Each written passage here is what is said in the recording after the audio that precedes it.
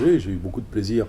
à travailler à ce projet qui a consisté à cartographier tous les merveilleux produits des terroirs français, les produits solides et les produits liquides, sous plusieurs angles. Il y a un angle historique, c'est-à-dire qui essaye d'expliquer pourquoi les Français se passionnent tant pour la gastronomie et d'où est venu, comment est né cet art gastronomique français, et cet art de marier la bonne chère et les bons vins. Une deuxième partie qui est par famille de produits, où il y a les cartes de France, où on a donc les fruits, les légumes, les poissons, les viandes, les charcuteries, les bonbons, les pâtisseries, les vins, bien entendu, les cidres, les eaux de vie, et puis, etc.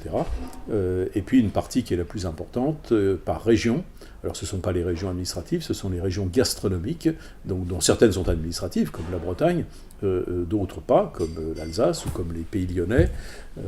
ou le centre du bassin parisien, c'est-à-dire la région influencée par la capitale, et où chaque région bénéficie de deux cartes importantes et riches. La première dans laquelle il y a à la fois les produits gastronomique, avec pour les produits d'appellation d'origine protégée la zone de production cartographiée et les recettes. Et certaines cartes sont très très pleines, tellement il y a de richesses gastronomiques dans nos terroirs français. Et puis une deuxième carte sur laquelle on trouve les boissons, avec les zones d'appellation d'origine protégée pour celles qui en bénéficient, les vins en particulier. Les restaurants étoilés du guide Michelin édition 2017, les grands marchés français, et puis les grands marchés de plus de 100 exposants, et puis les musées de la gastronomie. Donc tout cela est également extrêmement riche, et donc avec ces deux cartes, on a une vision à peu près complète de toutes les richesses bonnes à boire et à manger dans nos terroirs français. Il y a en plus des recettes, des anecdotes, et un texte général pour chaque région qui permet de comprendre quel est l'esprit de chacune des régions gastronomiques françaises. Comme vous le savez, le repas gastronomique des Français a été inscrit sur la liste du patrimoine immatériel de l'humanité par l'UNESCO en 2010, et un des engagements de la France à cette occasion, et je me suis occupé beaucoup de ce dossier, de cette aventure du classement, il y a beaucoup d'engagements de la France en matière d'éducation, en matière de création de lieux de mise en valeur du repas, ce qu'on appelle les cités de la gastronomie, et un des engagements consistait à mieux étudier ce patrimoine, son histoire, sa géographie, et là c'est à la fois de l'histoire et de la géographie, de façon à permettre à ce patrimoine de vivre, d'évoluer, il ne s'agit pas de le figer, et de le transmettre aux générations de jeunes et à venir. Donc c'est un hommage effectivement au repas gastronomique des Français, qui est un rituel assez particulier qu'on trouve dans peu de pays sous cette forme-là, puisqu'on apporte un certain nombre de plats sur la table dans un ordre pensé, pas comme en Chine, pays très gastronomique où on met tous les plats ensemble sur la table. Ici, on a un apéritif, des hors-d'œuvre, des entrées, des plats principaux, des fromages, des desserts, café, pousse-café, et chacun de ces plats est normalement accompagné d'un vin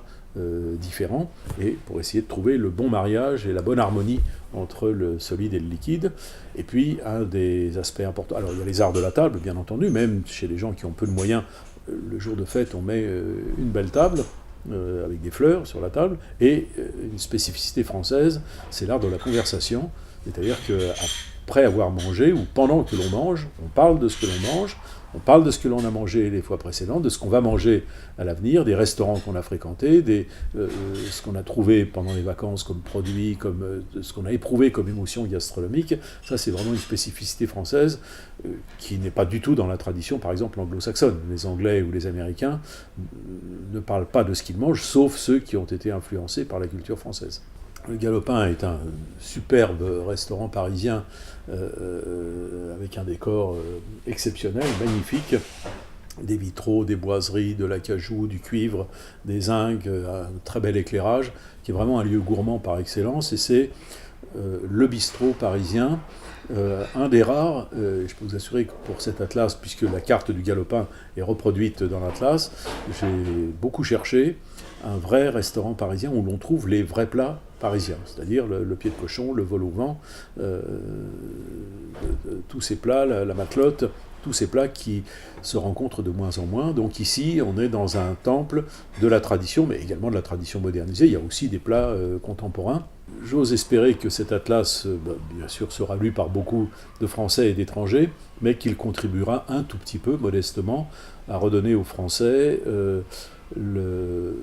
montrer aux Français le chemin de leur cuisine, à ce qu'ils reprennent un peu le manche de leur casserole,